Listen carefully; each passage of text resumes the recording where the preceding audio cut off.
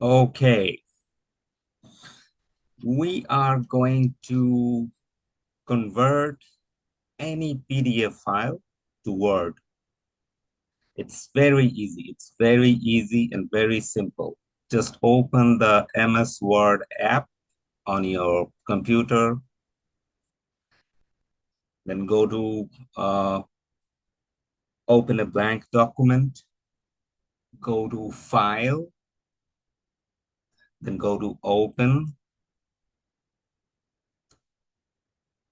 search for your PDF file which you're trying to open. If there is any pop-up, press OK. The file will open as Microsoft Word. Now edit it.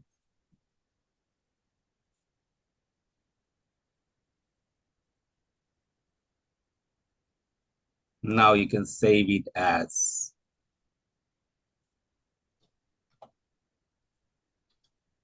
MS Word.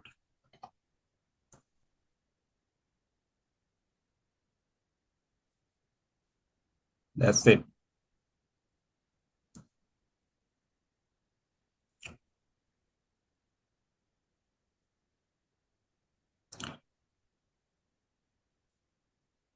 Now we're going to do the opposite.